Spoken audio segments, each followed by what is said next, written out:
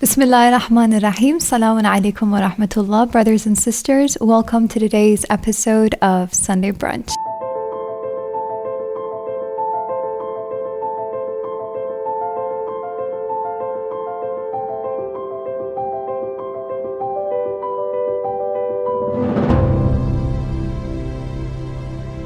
Thank you so very much for joining us, inshallah. On today's episode, we're going to be talking about something that is so widespread, yet there is such a huge stigma against it, and people are having so much trouble coping with it, addressing it, talking about it. But it's really there, and it's making people isolated and lonely and really miserable, living this one single life that they have. Inshallah ta'ala, we're going to be discussing depression here. Assalamu alaikum, Sayyidina. Alaikum salam. So,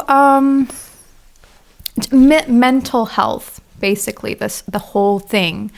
I don't know why, but even year 2020, there's still a lot of it's still low-key taboo, right? But I think one of the instances of mental health that really needs to be talked about more often, and people aren't talking about it enough, is depression, and especially in Muslim societies, because the moment you talk about depression, they're like, your iman is not strong enough, you should go recite more Quran, supplicate more, get closer to God. I'm not saying that that doesn't help, but it's like breaking a limb or having a toothache and no one ever tells you to go recite Quran. You know what I mean? Mm-hmm. So I think that depression should be addressed more as it is, an illness. Mm-hmm. Why isn't that happening?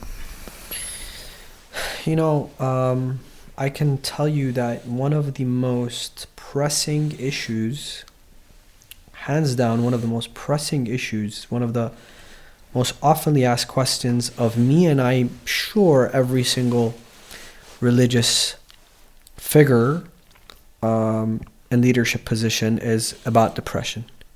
I get tons of emails from parents who are concerned about their children. I get emails from spouses who are concerned about, her husband or his wife, and family members, friends. Depression is something that is very dangerous, very dangerous. I remember I read in a report that it is more dangerous than all the wars combined. It's more lethal than all the wars combined because it takes the lives of people, whether it's by suicide, God forbid, or whether it hastens their death, basically. Exactly. And it causes major illnesses. If we call depression a state of mental health, a bad state of mental health, it definitely leads to physical illnesses. Absolutely, because then you get fatigue, you lose your appetite, you can't sleep, insomnia comes, your joints hurt, you can't focus, your eyesight goes blurry, the headaches, it really has this direct effect on your body, and I don't understand why people insist on it being just in your head. Of course it's in my head. My brain is ill. Like you said, a lot of times the answer is, well, why don't you read Quran? Why don't you do dua? Why don't you go to ziyarah? I definitely believe that Allah subhanahu wa ta'ala sends cure from the Quran. And that's the words of the Quran. And there's no doubt in that. However, Allah subhanahu wa ta'ala has also made all other ways available for us to change our habits, change our lives, and change our state of being, So depression is a very serious issue, and it needs to be addressed, and mental health is an extremely serious issue. And I believe that in the year 2020, let's make it a point in our community centers to create mental health awareness. Yeah. To at least have one seminar. Exactly. At least have 5 experts come and talk about this. Hear what people have to say. I believe we Muslims living in the West have our own state of depression. Absolutely. Now look at the Muslims. He goes into the airport, he's randomly selected. She applies for a job because she wears hijab, she does not get the job that she deserves. Yep. If she does, she doesn't get the respects that she deserves. If she does get the job and the respect, maybe not the same salary. Yeah. Look at the way sometimes we hear how Islam is being referred to in the media, even by some politicians. You don't think that creates a state of loneliness and sadness? And,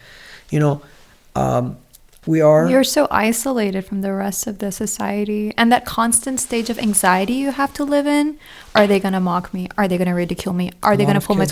And that totally leads to depression, because you're not confident about who you are and what you're practicing anymore, and you constantly feel like a victim in the society or community you're living in, and it's definitely depressing.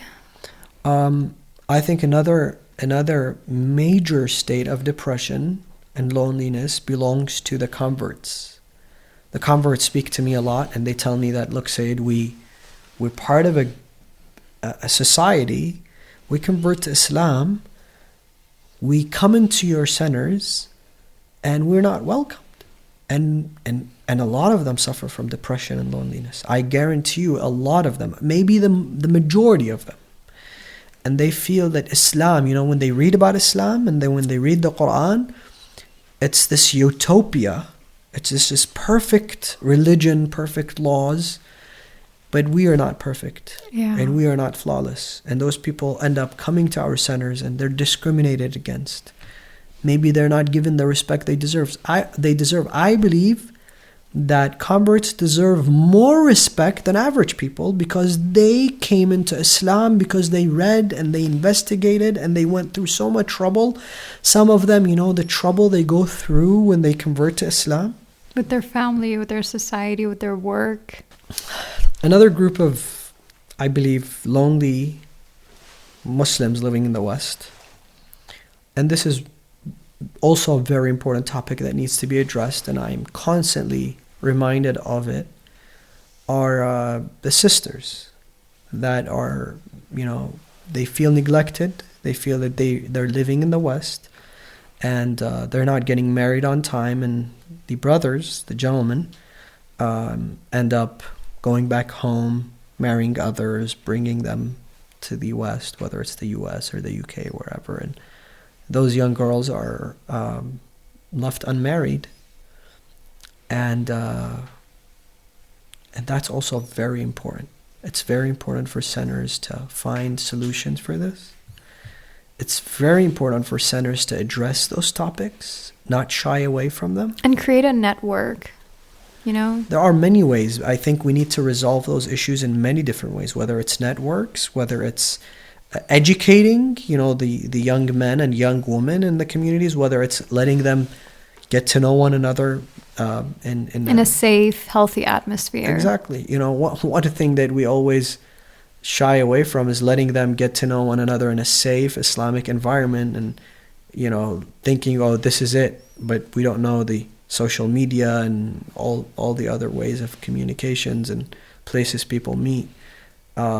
I think that also plays a huge role in not letting this marriage take place. Mm-hmm. When you meet people in the right circumstance, it may lead to marriage. When you don't, then it may not lead to marriage. So this is a complex topic. In the end, I really want to say that for those who are suffering from depression, loneliness, and a mental state that is not comfortable, have faith in Allah subhanahu wa ta'ala.